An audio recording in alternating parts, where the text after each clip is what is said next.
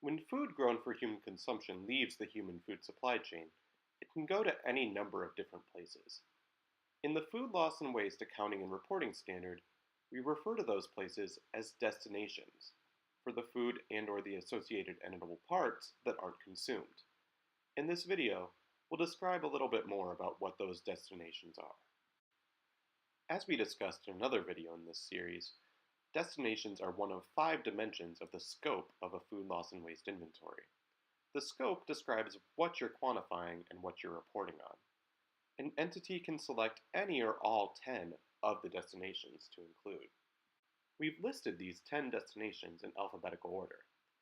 Again, these destinations represent where the food loss and waste ends up once it's left the human food supply chain.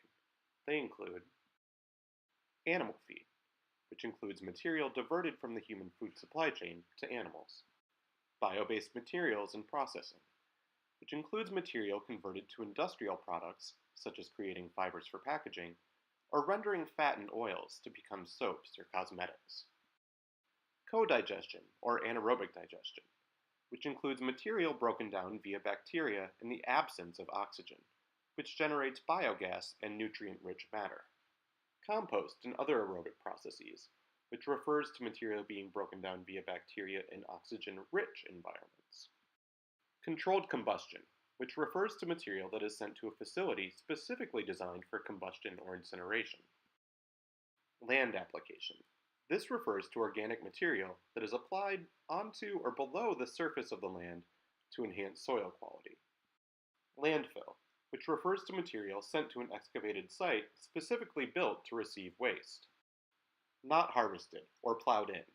This includes crops that were ready for harvest but were left in the field, or to crops that are tilled back into the soil without harvest. Refuse, discards, and litter. This category includes any material that is abandoned on land or at sea. And finally, sewer, or wastewater treatment.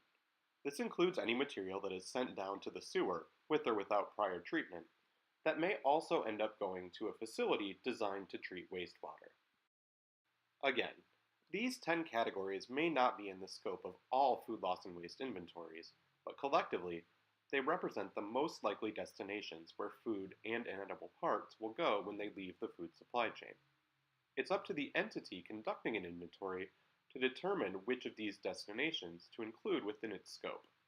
Also, a user doesn't have to report the individual FLW for each destination if that information is not available. If you're interested in learning more about the FLW standard, visit our website at flwprotocol.org. We recommend starting with the executive summary, which can be found on the home page in English, Chinese, Japanese, Portuguese, and Spanish. This short document summarizes important features, including the rationale behind the standard, steps for implementing it, and key definitions and requirements. On the website, you can also find the full FLW standard, case studies from companies who are using the standard, answers to your frequently asked questions, and a variety of other resources to assist you as you start to conduct your own inventory. If you have any questions or comments, please email us at flwprotocol@wri.org.